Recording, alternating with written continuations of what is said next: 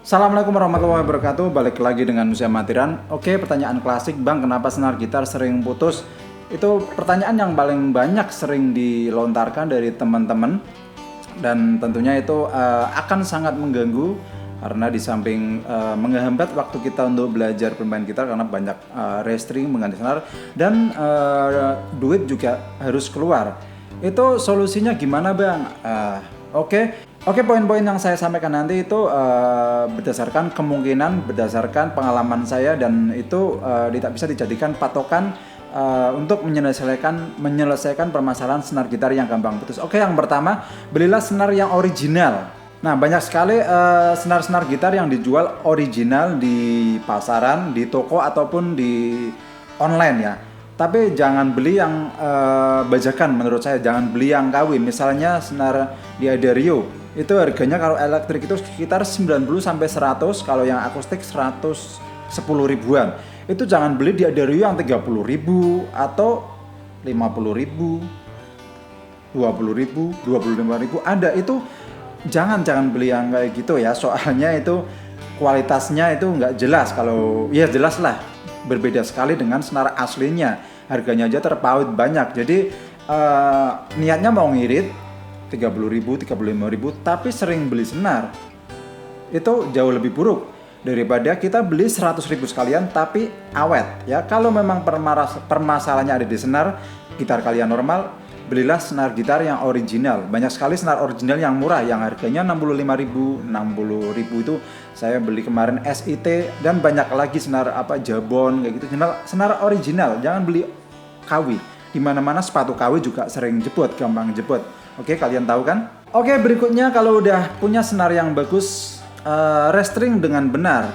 Oke, jadi lilitannya itu harus benar. Kalau bisa itu lilitannya jangan tumpuk-tumpukan ya, jangan tumpang tindih. Coba. Oke, lilitannya yang rapi, jangan tumpang tindih kayak gini ya. Ini rapi. Nah, rapi. Jangan asal awut-awutan. Jangan asal pasang ya. Kalau kalian belum tahu caranya, itu ada caranya berjarak, pakai jarak dua dryer ini kayak gitu ya. Kalian bisa klik link yang ada di kolom deskripsi. Saya udah pernah bikin tutorial pasang senar yang rapih, bagus, dan itu bisa menjaga keseimbangan senar dari yang namanya out of tune atau kendor.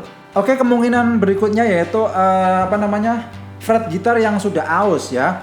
Kalian harus cek secara berkala fret gitar mana yang kelihatannya kasar. Kadang gitar ini masalahnya di gitar yang udah lama atau gitar KW ya, kadang fretnya itu nggak halus, kadang bisa menimbulkan gesekan yang akan mudah memutuskan senar. Jadi kalau dirasa senarnya, fretnya udah kasar, lebih baik kalian bawa ke tempat reparasi biar di refret atau di amplas. Tapi ngamplasnya itu hati-hati, kalau nggak pas nanti malah ngefret ya, busing. Jadi sering cek apakah ada fret yang kasar di senar, pas di bending itu kerak itu tentunya bisa menyebabkan gesekan yang berlebihan dan memutuskan senar.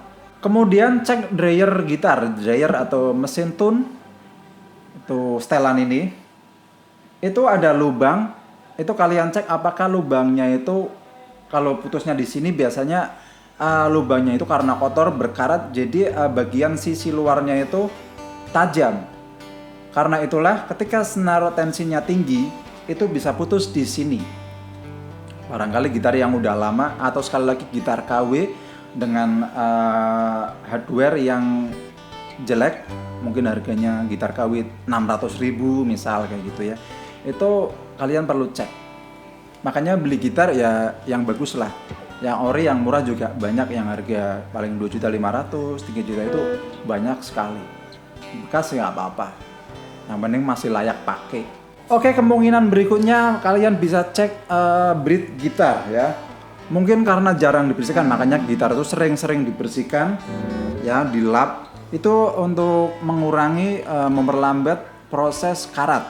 Kadang di bridge ini mengalami korosi karat, dan akhirnya bisa menciptakan lapisan yang tajam di senar. Ketika senar kita tensinya tinggi, pas bending itu Di bagian bridge-nya ini terjadi gesekan yang luar biasa, terjadi penetrasi, terjadi ketegangan, dan senarnya putus. Itu kemungkinan ya, kemungkinan itu bisa saja salah, bisa saja benar.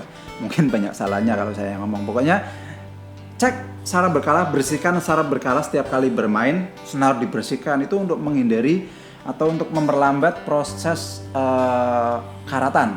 Kalau gitar udah benar, udah bersih, senar udah ori, mungkin permasalahan yang terjadi disebabkan karena cara bendingnya mungkin nggak benar. Ya, mungkin itu bisa benar, bisa salah. Mungkin bendingnya itu ragu atau apa.